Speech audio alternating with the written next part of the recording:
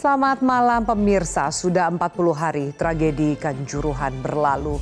Doa bersama untuk 135 nyawa yang terenggut dilakukan di halaman Stadion Kanjuruhan Kepanjen Malang pada hari Rabu lalu. Tragedi Kanjuruhan masih menyisakan duka mendalam bagi para korban dan juga keluarga mereka yang kehilangan. Pengusutan musabab dan siapa yang bertanggung jawab berlarut-larut bak mengurai benang yang kusut. Namun keluarga korban masih terus gigih menuntut keadilan. Simak liputan dan pembahasan 40 hari tragedi Kanjuruhan di Special Report berikut ini.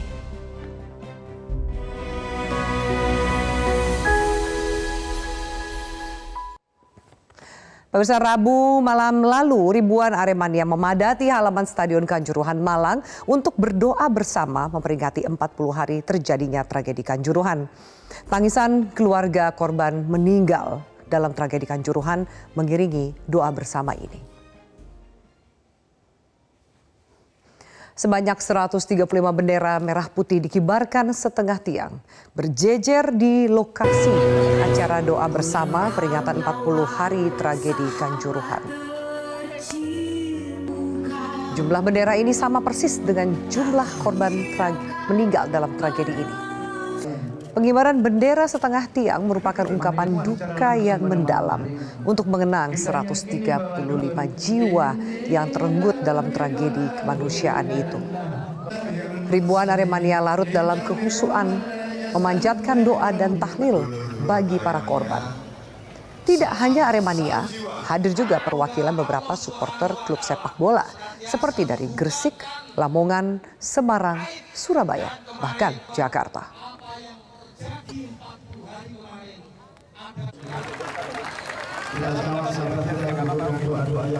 Tangis keluarga korban meninggal pecah di akhir acara. Mereka tidak kuasa untuk menahan kepiluan hilangnya nyawa anggota keluarga mereka. Salah satu korban tragedi Kanjuruhan yang datang mengikuti doa bersama ini berharap agar kasus ini diusut tuntas, sekaligus berharap penambahan tersangka dan juga menambahkan pasal pembunuhan dan pembunuhan berencana atas tragedi yang dinilai bukan hanya persoalan kelalaian. Terima kasih semuanya.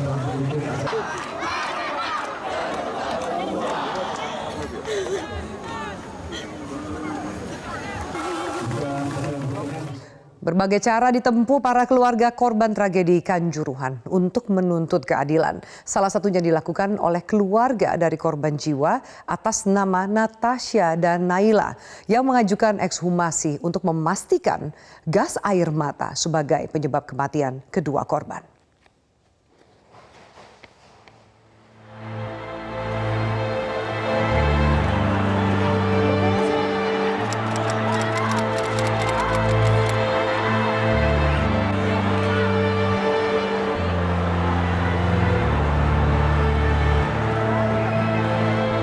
Kalau memang hukum manusia tidak bisa, biar azab Allah yang menanti mereka.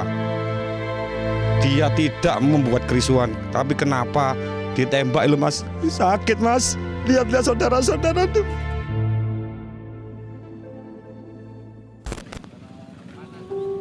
Mengapa tembakan gas air mata bisa membuat kedua anak saya tewas?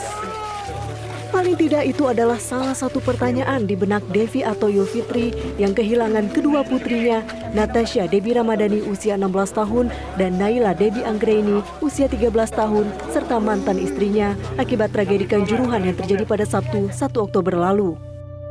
Pertanyaan itu jualah yang membuat Devi atau yakin mengajukan jenazah kedua putrinya untuk dilakukan ekshumasi atau penggalian kubur untuk identifikasi forensik penyebab kematian seseorang.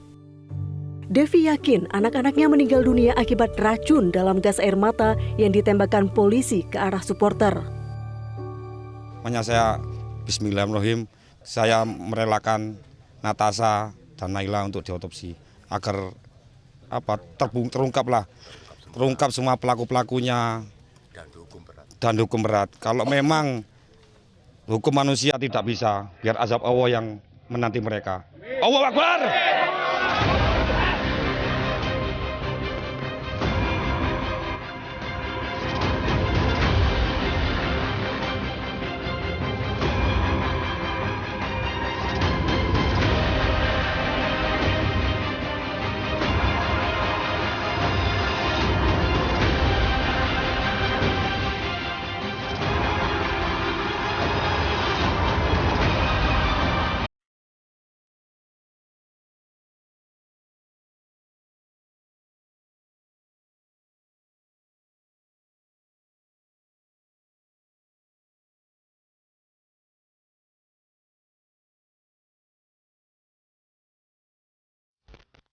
Bismillahirrahmanirrahim. Semoga terungkap memang ini gas beracun itu ya, air mata beracun ini. Dan semua pelaku mulai yang di bawah sampai ke atas harus dihukum seberat-beratnya. Kasihan generasi-generasi adik-adik saya Aremania yang tidak tahu apa-apa.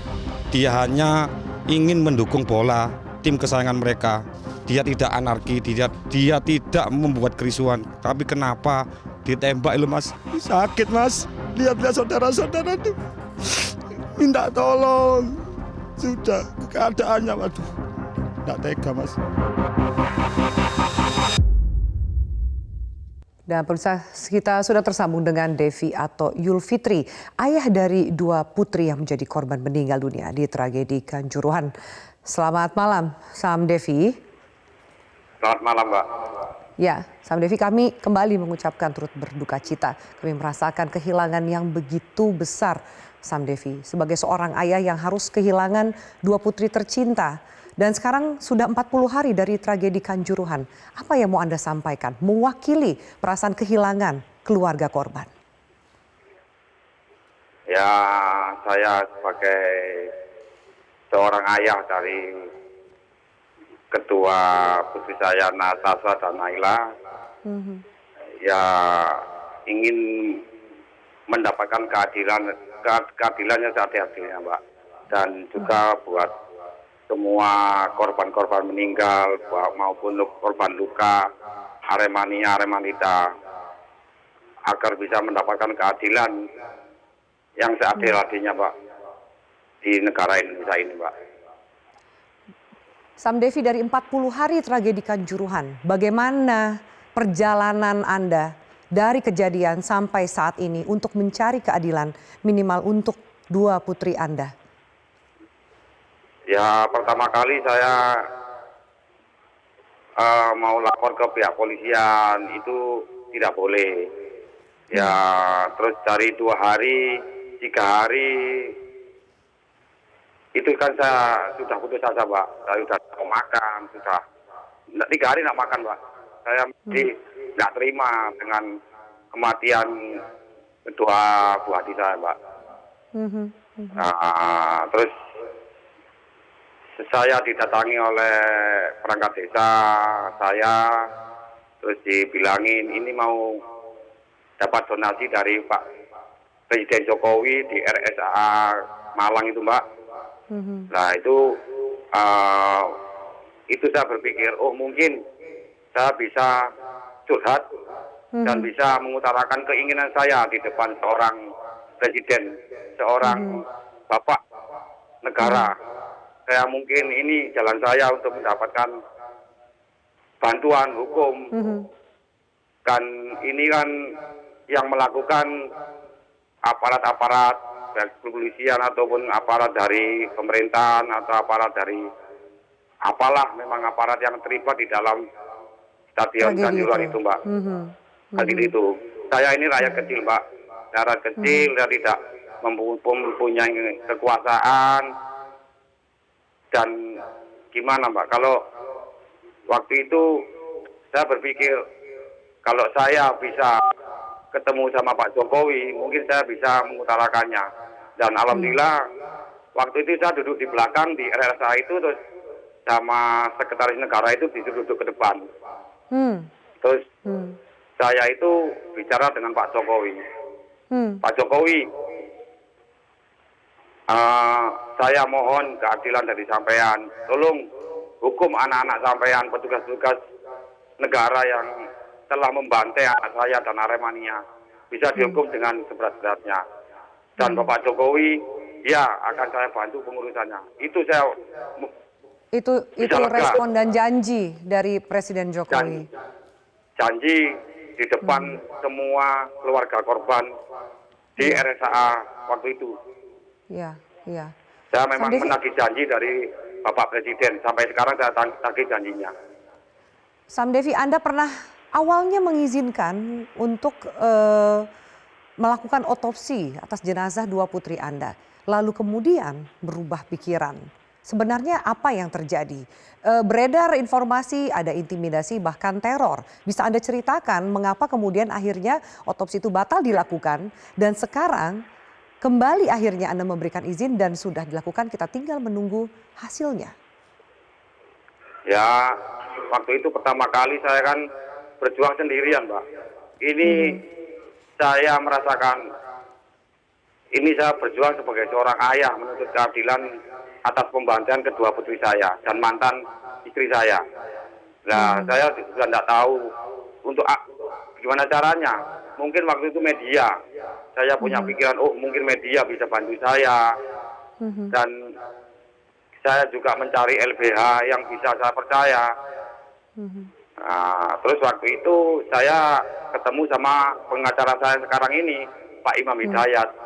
Nah, tanggal 10 Oktober saya menandatangani surat pernyataan untuk pendampingan kuasa hukum sama Pak Imam. Nah, terus malam harinya sekitar jam 7 itu saya membuat pernyataan untuk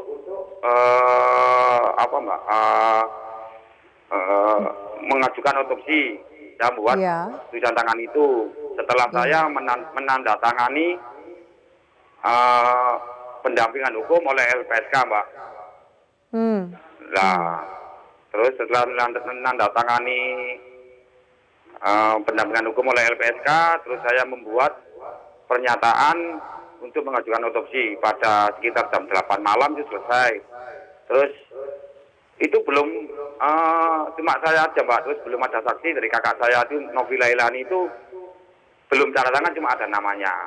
Lah sama Pak Sampun itu tim dari Pak Imam itu sudah difotokan ke Pak Imam Hidayat pengacara saya. Lah lalu apa yang membuat itu sempat batal, Sam Devi?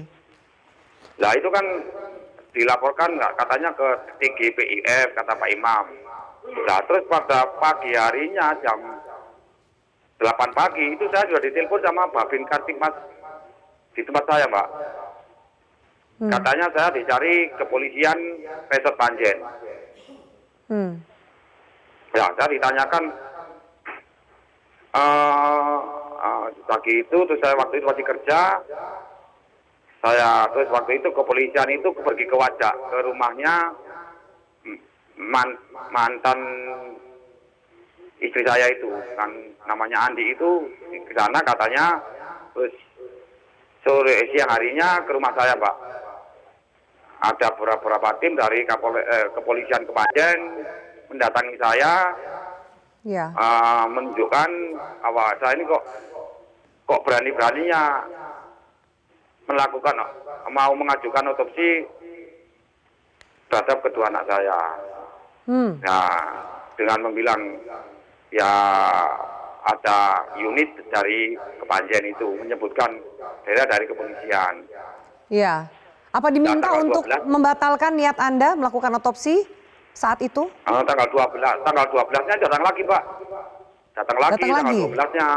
Iya, datang lagi dengan beberapa orang datang lagi menyampaikan bahwa kalau mengajukan otopsi untuk menghubungi pihak Polda dari reserse penyidik Polda.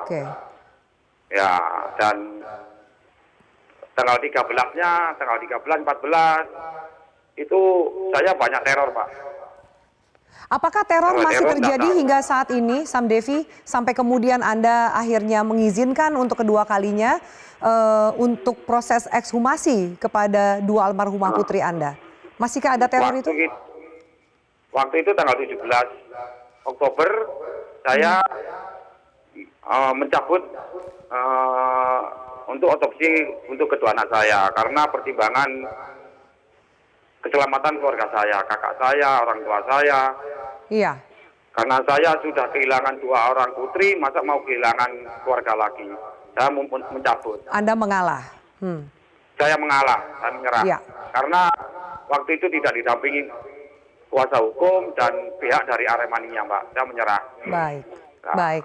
Terus saya didatangi lagi waktu itu tanggal 20 sama Pak Armet dari TGPIF dan Pak Taufik dari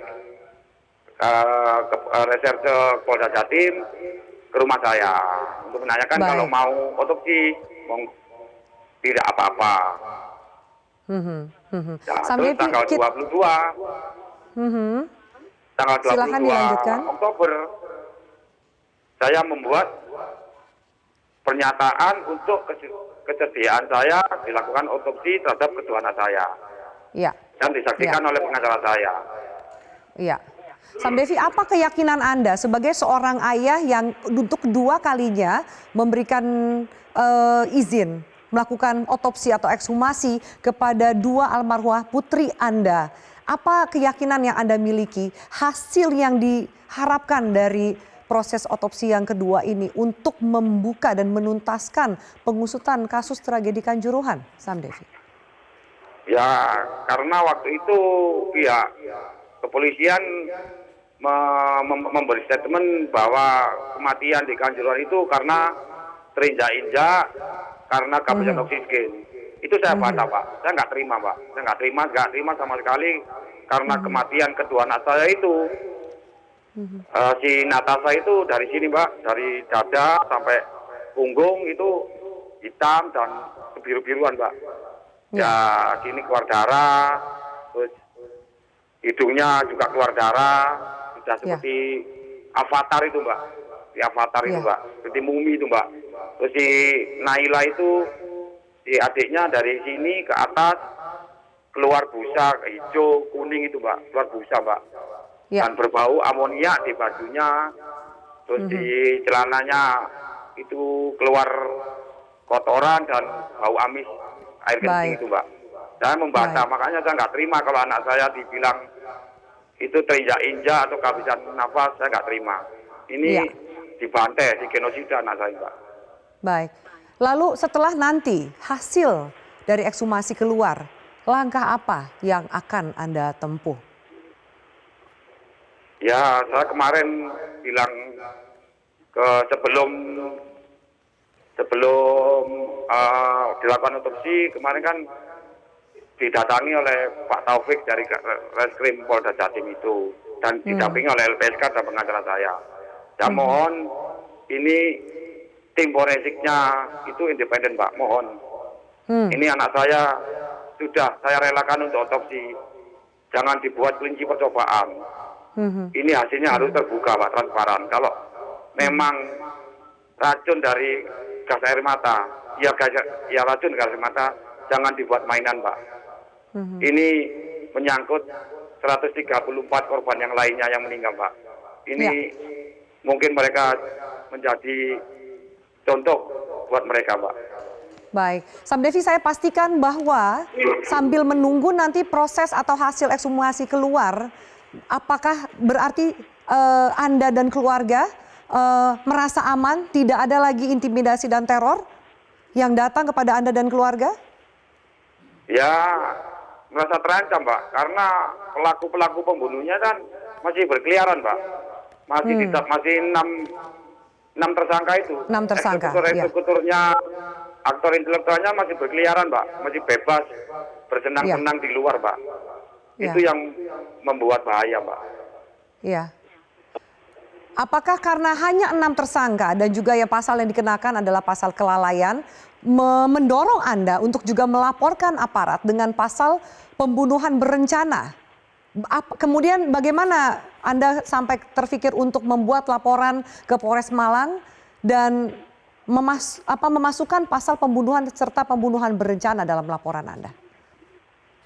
Waktu itu saya ke Polres Sepanjen, itu waktu buat saksi aja, Pak. Itu lupa tanggalnya itu. Saya cuma di BAP, cuma diberi sebagai saksi, Mbak. Saya di situ cuma beri saksi. Dikenakan pasal 359 dan 360. Itu saya tolak, saya bantah tidak boleh.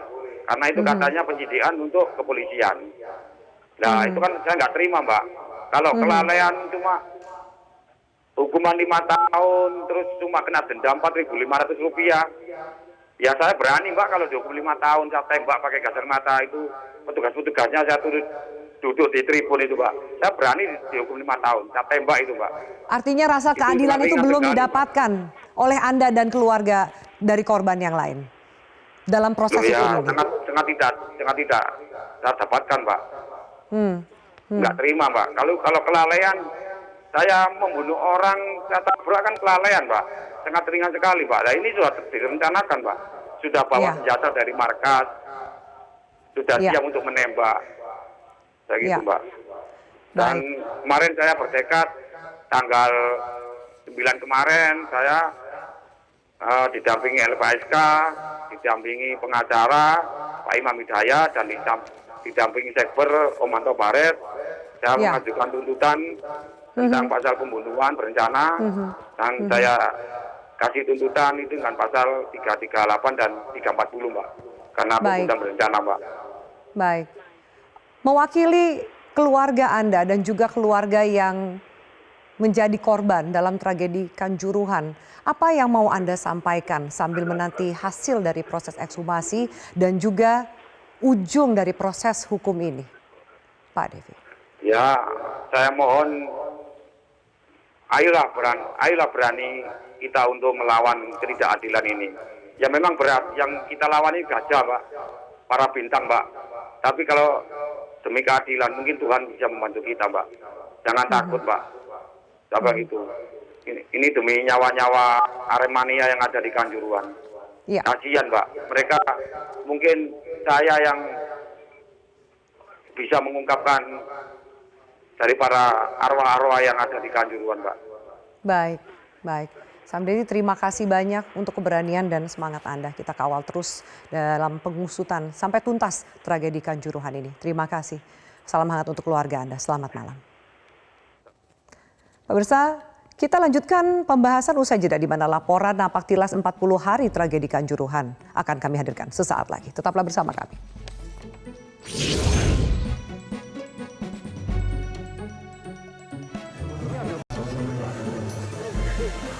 Terima kasih semuanya.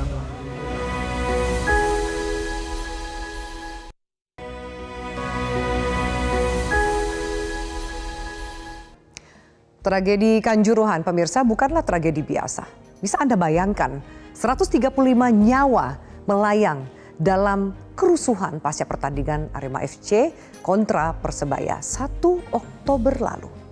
Kami akan mengajak Anda Napaktilas 40 hari tragedi Kanjuruhan bersama rekan Anwar Fuadi dan Haris Ramadhani. Berikut ini. 40 hari lalu tragedi memilukan bagi bangsa ini terjadi. Tragedi malam itu di sini, di Stadion Kanjuruhan Kepanjen Kabupaten Malang yang menyebabkan 135 orang harus meregang nyawa. Mereka pergi untuk selama-lamanya usai menyaksikan tim kesayangan Arema FC berlaga melawan Persebaya Surabaya. Di area tribun selatan khususnya di gate 13 ini sebagian korban meninggal dunia ditemukan. Lebih mengerikan lagi, bahkan ada Aremania yang menyebutkan bahwa gate 13 ini seperti kuburan massal pada malam hari itu. Mereka berlari dan berdesak-desakan mencoba mencari jalan keluar. Mari kita kembali mengenang tragedi Kanjuruhan 1 Oktober 2022 lalu.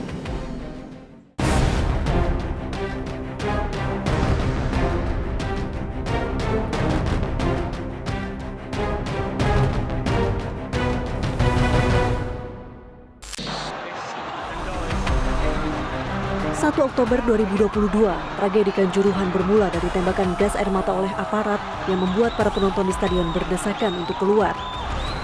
Tidak hanya itu, belakangan gas air mata juga dinyatakan sebagai penyebab utama yang memicu kematian ratusan supporter Arema.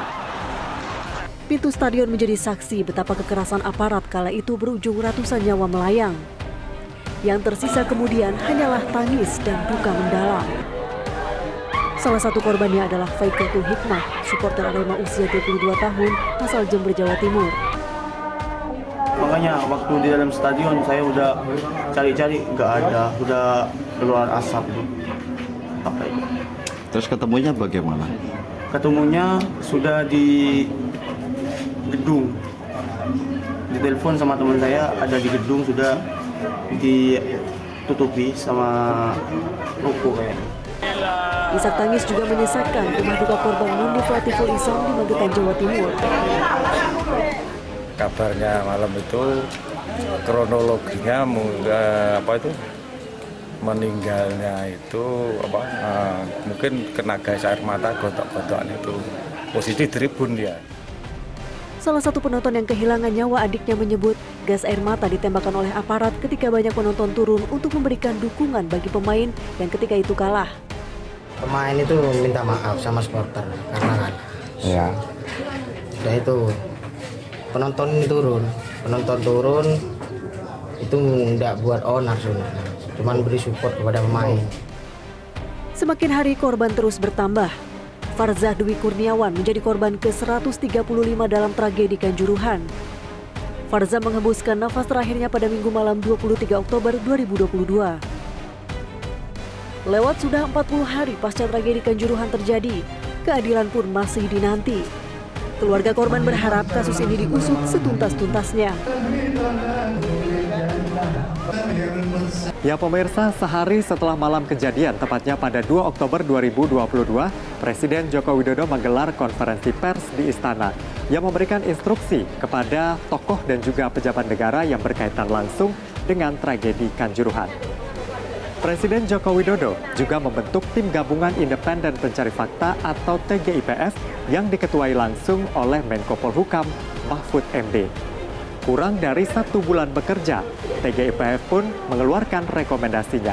Salah satunya adalah penyebab kematian massal 135 orang ini karena tembakan gas air mata yang memicu kepanikan para supporter, sehingga mereka berlarian keluar untuk menyelamatkan diri melewati pintu-pintu yang terbuka sangat kecil. Temuan lain dari TGIPF adalah federasi, dalam hal ini PSSI, dan juga pemangku kepentingan lain dalam Liga Sepak Bola di Indonesia tidak profesional. TGIPF pun juga merekomendasikan pengurus PSSI dan juga Exco PSSI untuk segera mengundurkan diri dan mempercepat jalannya KLB. Selain TGIPF, Komnas HAM juga mengeluarkan poin-poin rekomendasinya. Salah satunya adalah membekukan aktivitas olahraga sepak bola di bawah PSSI. Sementara itu pemirsa, untuk pihak kepolisian sendiri sejauh ini sudah menetapkan 6 tersangka. Yang pertama adalah Dirut PT LIB Ahmad Hadian Lukita, lalu kemudian Ketua Panpel dan juga Security Officer Abdul Haris dan juga Suko Sutrisno. Selain itu juga ada 3 anggota Polri yang bertanggung jawab terhadap penembakan gas air mata di dalam stadion. Mereka adalah Kompol Wahyu Setio Pranoto, lalu kemudian AKP Bambang Sidik Ahmadi, dan AKP Has Darmawan. Dan saat ini pemirsa, untuk berkasnya ini dinyatakan P19 sehingga harus dilengkapi terlebih dahulu. Penyidik kepolisian juga telah memeriksa lebih dari 100 saksi. Salah satu saksi yang diperiksa adalah Ketua Umum PSSI Muhammad Iriawan. Muhammad Iriawan dipanggil untuk kedua kalinya pada 3 November lalu di Mapolda, Jawa Timur. Sementara proses hukum masih terus bergulir. Satu persatu korban meninggal dunia terus bertambah. Data terakhir menyebutkan ada 135 orang yang meninggal dalam tragedi Kanjuruhan, serta ratusan lainnya luka-luka dan mencoba untuk bangkit dari luka fisik dan juga trauma yang dialami. Salah satunya adalah korban asal Sidoarjo berikut ini.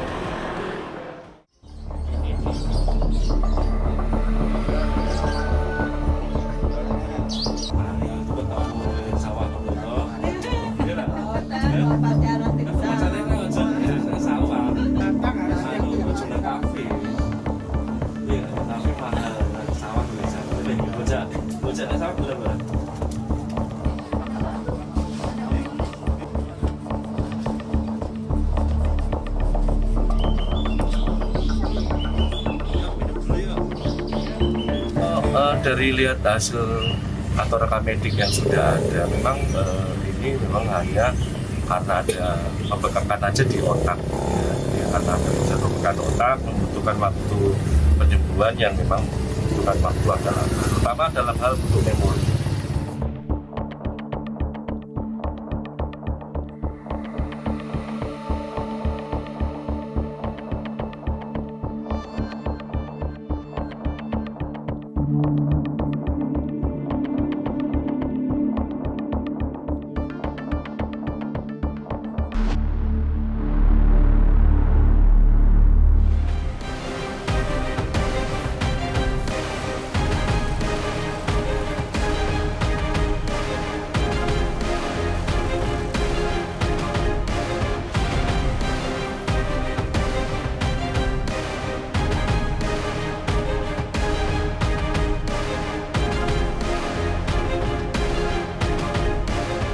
Ya pemirsa, saat ini saya berada di posko TGA di Kota Malang untuk tragedi Kanjuruhan. Dan bisa Anda lihat saat ini sedang ada persiapan untuk 40 harian dan juga aksi turun jalan untuk menuntut keadilan terhadap tragedi Kanjuruhan yang terjadi pada 1 Oktober 2022 lalu. Saat ini saya akan ajak Anda untuk berbincang dengan salah satu supporter yang malam itu hadir langsung menyaksikan pertandingan. Sekarang saya sudah bersama Mas Simon. Mas, ini kan sudah 40 hari tragedi Kanjuruhan. Mas Simon ada di lokasi pada saat itu. Apa memori-memori yang saat ini masih teringat oleh Mas Simon? Yang jelas rasa duka mendalam, rasa sakit hati. Dalam malam itu saya begitu banyak melihat dan menyaksikan secara langsung di depan mata kepala saya. Banyaknya korban dari adik-adik, saudara, teman saya yang tidak terselamatkan maupun yang alhamdulillah sampai hari ini masih bisa terselamatkan. Yang jelas posisi pada malam itu sangat-sangat panas, sangat-sangat kalau bagi saya pribadi sangat-sangat menyisakan luka yang mendalam. Karena pada waktu itu gas air mata, asap yang begitu terasa menyengat, pukulan-pukulan oknum-oknum yang sampai hari ini pun tidak jelas bagaimana proses hukum yang ada. Karena sampai hari ini hanya 3 tersangka yang dijadikan tersangka dari institusi kepolisian. Padahal di situ terlihat jelas banyak sekali oknum-oknum yang melakukan pemukulan, oknum-oknum yang melakukan penembakan. Kalau kita melihat proses hukumnya saat ini begitu ya, sudah ada 6 tersangka dan pasal 359 dan 360. Kalau harapan dari Mas sendiri dan juga Aremania untuk proses hukum ini seperti apa, Mas? Harapan dari kami Aremania, dari para tersangka, oknum-oknum tersangka dan oknum otak di balik kejadian ini harus bisa mempertanggungjawabkan tindakan mereka. Gitu Mas, bukan hanya pasal yang sekarang ada, kalau bisa pasalnya juga ditambahkan, bukan hanya pasal kelalaian, karena ini sudah menyangkut ratusan nyawa saudara-saudara kami. Gitu Mas. Terima kasih Mas Simon sudah berbagi cerita bersama kami, dan yang pastinya usut tuntas tragedi Kanjuruhan menjadi suara bersama Aremania dan juga masyarakat Indonesia. 40 hari sudah tragedi Kanjuruhan terjadi. Sebuah peristiwa besar yang menjadi ironi persepakbolaan tanah air. Apa dan siapa yang salah tetap harus diusut tuntas demi menegakkan keadilan bagi para korban. Dari Malang, Jawa Timur, Anwar Fuadi, Karis Ramadhani, Metro TV.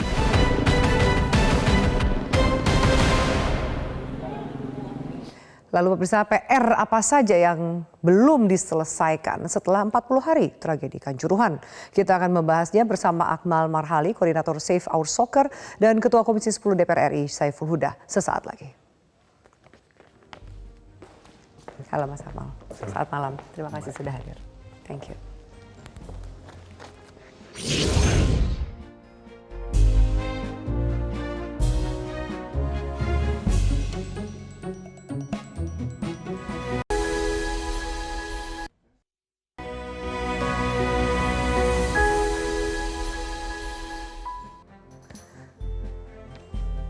Pemirsa, tragedi Kanjuruhan sudah melewati hari ke-40. Tim Gabungan Independen Pencari Fakta atau TGIPF yang diketuai oleh Menko Polhukam Mahfud MD sudah menyerahkan temuannya kepada Presiden Joko Widodo. Sementara itu aparat kepolisian sudah menetapkan 6 orang sebagai tersangka dan sudah menahan mereka.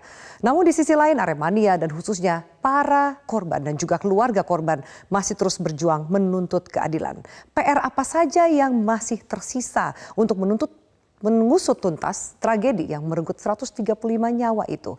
Mas Akmal, kalau kita lihat tadi cerita dari salah satu ayah korban, Sam Devi, ada keluarga korban yang masih terus berjuang mencari keadilan. Tersangka yang ada saat ini dirasa belum cukup menjawab rasa keadilan yang mereka tuntut. Apa yang bisa dilakukan? Ya, yang pertama ya kita berharap memang ini harus diusut tuntas. Jangan sampai kemudian meninggalnya 135 orang ini hanya bagian dari sejarah sepak bola kita, tapi tidak kemudian menghadirkan berbuah sesuatu, ada hikmahnya dan sebagainya. Karena itu kita terus mendorong agar semua kasus ini diusut tuntas demi apa? Demi keadilan sosial bagi seluruh rakyat sepak bola Indonesia gitu kan. Sehingga kemudian apa yang diinginkan oleh Aremania bahwa mereka menjadi korban benar dan mereka harus mendapatkan keadilan yang seadil-adilnya.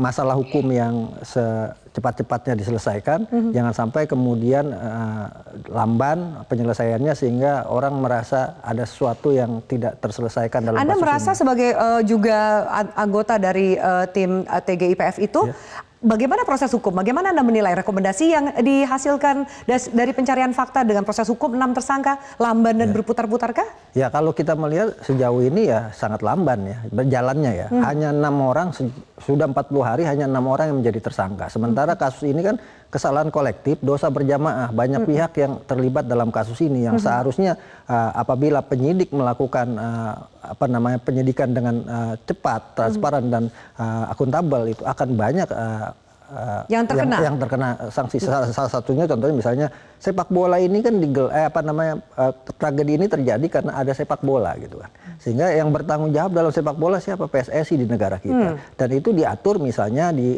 dalam statuta PSSI bahwa PSSI di pasal 42 dan 80 bertanggung jawab terhadap kegiatan aktivitas sepak bola. Kemudian yang kedua misalnya di Undang-Undang nomor 11 tahun 2022 di situ juga dijelaskan bahwa induk olahraga harus bertanggung jawab terhadap keselamatan, keamanan dalam kegiatan sepak bola, kegiatan olahraga. Pasal 50. Kemudian di pasal 103 apabila ada kejadian yang mengakibatkan meninggalnya orang, itu bisa dikenakan sanksi pidana hukuman 2 tahun penjara atau denda maksimal 2 miliar rupiah. Tapi sejauh ini kan belum ada sanksi yang menyapa atau terkena di pihak PSSI gitu, baik orang per orang maupun dalam organisasi. Ada undang-undang yang namanya Peraturan Mahkamah Agung nomor 13 tahun 2016 tentang tata cara tindak pidana korporasi. Nah, ini bisa masuk PSSI dan juga misalnya PT LIB. Termasuk diantaranya supporter. Kenapa supporter juga mereka oknum-oknum yang melakukan pelanggaran juga harus kena sanksi gitu kan. Untuk adil ya, tidak hanya menyudutkan satu pihak. Betul. Bahwa kemudian kejadian sekarang itu ada beberapa pihak. Ada orang melakukan pembakaran mobil. Ini kan kena hukum pidana, jangan sampai kemudian tidak kena hukum sehingga akan jadi justifikasi buat pihak lain kita bakar mobil nggak masalah.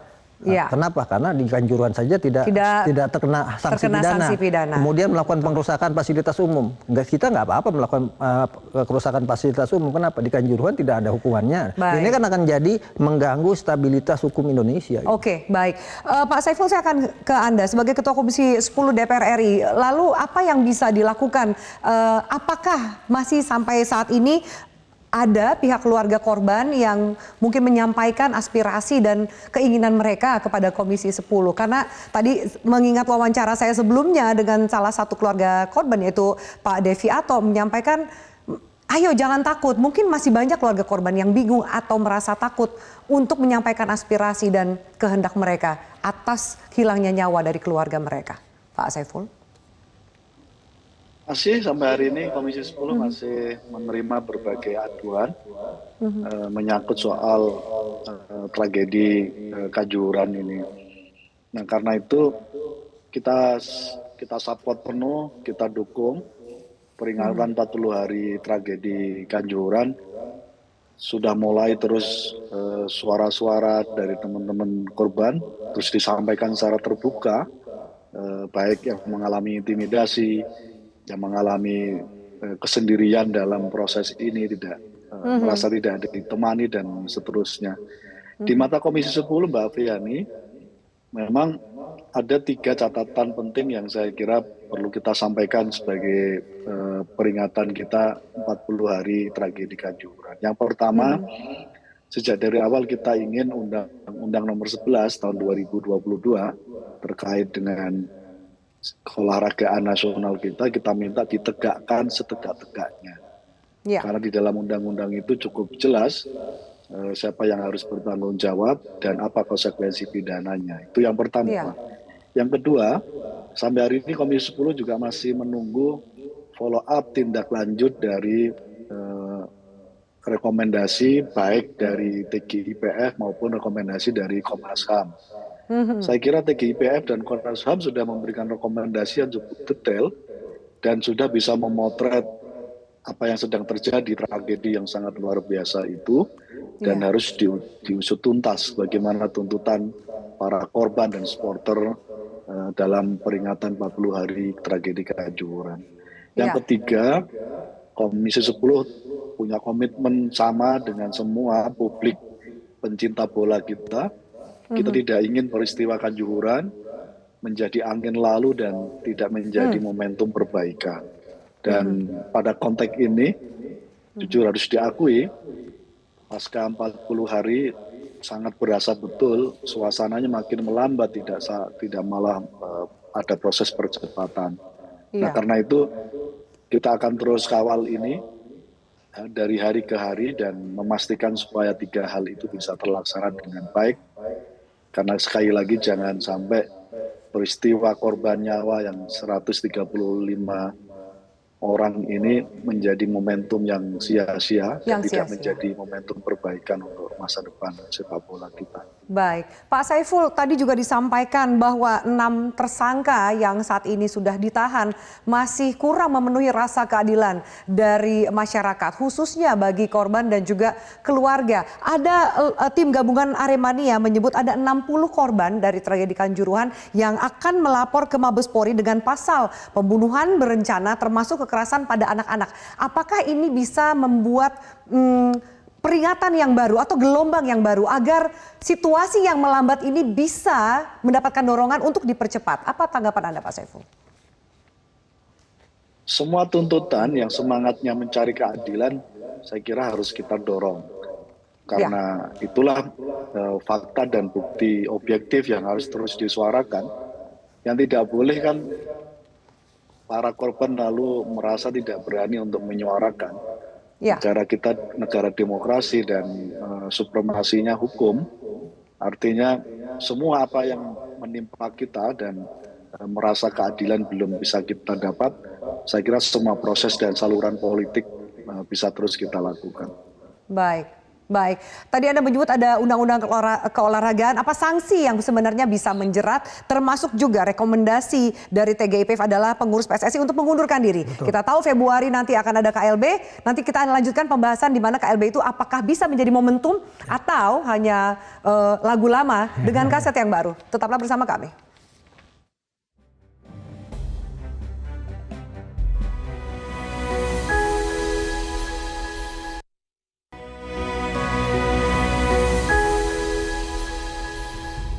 Baik, kita lanjutkan pemirsa. Hukuman yang berat dan setimpal perlu diberikan kepada para pelaku yang bertanggung jawab. Tapi saat ini kan hanya 6 tersangka. Soal tadi disebutkan oleh Pak Saiful ada undang-undang keolahragaan. Apakah itu cukup kuat untuk menjerat lebih banyak pihak yang bertanggung jawab? Ya, ada undang-undang keolahragaan, ada juga kitab undang-undang hukum pidana yang bisa menjerat. Bahkan kalau kemudian hasil uji laboratorium terkait gas air mata ini digunakan sebagai salah satu barang bukti bahwa betapa berbahayanya gas air mata yang dilontarkan dan menghilangkan nyawa, sampai 88 ini kan artinya harus ada pihak-pihak lain dari kepolisian yang bisa jadi tersangka, misalnya yang mengeluarkan dari gudang, ya kan? Kenapa? Kok bisa barang-barang expired digunakan untuk kegiatan pengamanan? Ada proses mempersiapkan barang itu kan? Ada proses, termasuk orang-orang yang melakukan penembakan. Ada 88 penembakan yang dilakukan di dalam dan di luar. Artinya kan terlalu banyak dan ini di luar logika untuk misalnya memecah massa misalnya. Nah ini kan bisa juga mereka-mereka yang melakukan penembakan ke arah penonton dan sebagainya, ini bisa juga dijerat hukum lagi karena ada rencana atau ada kelalaian yang mengakibatkan banyak orang meninggal dunia. Itu yang berikutnya. Yang ketiga, ada juga misalnya hasil otopsi nantinya. Walaupun saya melihat akan sangat lambat karena hasil otopsi ini baru 80 hari setelah otopsi baru akan terbuka semuanya. Ditambah validitasnya 35% karena yang meninggal sudah cukup lama, 1 bulan gitu. Otopsi kan maksimal 10 hari ketika dikubur kemudian diotopsi sehingga hasilnya bisa valid. Nah, kita cuma bisa berharap kepada misalnya pihak forensik dan sebagainya bisa mengungkap ini secara terbuka. Jangan sampai lagi kemudian ada ketakutan. Karena TGIPF pernah mengalami di lapangan betapa dokter-dokter juga takut untuk mengeluarkan. Apa yang membuat mereka takut? Ya karena ada intimidasi, ada tekanan, ada intimidasi. Dari pihak mana? Dari pihak kepolisian. Itu yang terjadi di lapangan dan ini yang harus sejatinya Kapolri bisa kemudian bersikap tegas untuk mengusut tuntas ini semua gitu. Karena bagaimanapun sekarang bola untuk kasus kejuruan ini ada di penyidik dan itu ada di polisi. Jangan sampai kemudian tebang pilih sehingga masyarakat menjadi kecewa yang pada akhirnya ini akan membuat ada gap antara polisi yang harusnya bertugas mengamankan dan membuat masyarakat menjadi tentram dan nyaman, ada hubungan yang kurang baik, ada jarak, kepercayaan lagi. Dan itu sudah terjadi di masyarakat misalnya di mana orang ada kekecewaan dan sebagainya, bahkan ada yang mengatakan wah entah ada gas air mata nih ketika ketemu polisi, seperti itu, canda-canda seperti itu. Nah ini yang harus menjadi PR buat Kapolri saya pikir untuk kemudian bisa memberikan instruksi setegas-tegasnya agar kasus kanjuruhan ini diusut tuntas dan diselesaikan karena ini akan menjadi momentum untuk memperbaiki citra polisi yang saat ini terpuruk gitu. Oke, baik. Soal salah satu rekomendasi yaitu pengurus PSSI mengundurkan diri. Sampai sejauh ini kita tidak mendengar adanya niatan untuk mengundurkan diri dari pihak PSSI. Lalu namun ada KLB yang akan diselenggarakan di Februari nanti. Pak Saiful, apa yang bisa diharapkan dalam KLB nanti mendatang? Apakah benar-benar bentuk reformasi untuk perbaikan sepak bola Indonesia atau hanya pemain lama yang berganti baju saja? Ya harus jadi momentum reformasi, bahkan kata teman-teman jadi momentum revolusi untuk sepak bola yang terbaik di masa-masa yang akan datang. Saya kira seruan ini sudah jadi komitmen semua pihak dan kita berharap PSSI tidak salah langkah untuk merespon tuntutan publik ini dan tidak menyia-nyiakan momentum terbaik ini, karena di mata saya harga sebesar apapun harus kita pertaruhkan semangatnya untuk adanya perubahan perbaikan secara sistemik dan secara menyeluruh sistem keolahragaan nasional kita, terutama sepak bola. Dan itu harus dimulai dari di PSSI terasa ada begitu banyak kepentingan, begitu tinggi politiknya. Bagaimana bisa menjamin bahwa nanti hasil dari KLB ini memang sesuai dengan harapan, terutama para pecinta sepak bola Indonesia? Saya meyakini semua pengurus PSSI mengetahui persis apa yang sedang terjadi dan langkah yang terbaik bagi teman-teman PSSI adalah merespon dan menjadikan ini sebagai momentum untuk melakukan perubahan total menyeluruh. Dan konsekuensinya seperti apa, saya kira teman-teman PSSI sudah menghitung dan sudah merefleksikan ini. Kita tunggu saja, saya meyakini akan ada perubahan. Ya, baik. Saya minta tanggapan terakhir dari Mas Akmal soal KLB. Ya jangan sampai KLB ini hanya dijadikan alat negosiasi. Bahwa dengan KLB berarti masalah kanjuruhan selesai. Ini kan yang dijadikan alat. Kemudian juga dijadikan alat negosiasi untuk kompetisi segera bergulir. Padahal PSSI belum satu pun menjalankan 12 rekomendasi yang dikeluarkan oleh TGIVF. Baru KLB itu rencana dan baru akan dilaksanakan pada 16 Februari nanti. Sementara awalnya PSSI menginginkan pada tanggal 18 Maret 2023. Tapi FIFA minta dipercepat menjadi 16 Februari. Ini artinya apa? FIFA merespon pertemuan antara Gianni Infantino dengan Pak Jokowi yang salah satu komitmennya adalah meninjau ulang para pemangku kepentingan sepak bola Indonesia. Artinya FIFA dan pemerintah saat ini dalam posisi yang sama-sama menginginkan terjadinya perubahan di sepak bola. Ketika kemudian ada FIFA dan juga bertemu dengan Presiden, masihkah ada ruang bermain nanti di KLB? Harusnya tidak ada, dan ini harus dikawal oleh pemerintah. Negara harus turun tangan langsung, karena kalau tidak, selama ini masalah sepak bola kita ada di akarnya. Nah, selama akarnya tidak pernah dicabut, maka masalah muncul.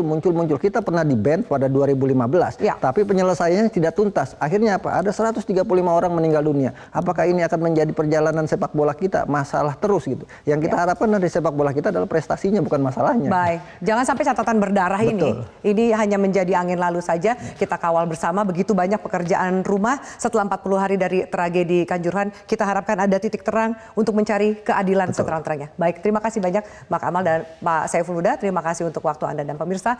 Terima kasih untuk atensi Anda. Special Report kami tutup pada malam hari ini. Kita jumpa di lain kesempatan. Selamat malam, sampai jumpa.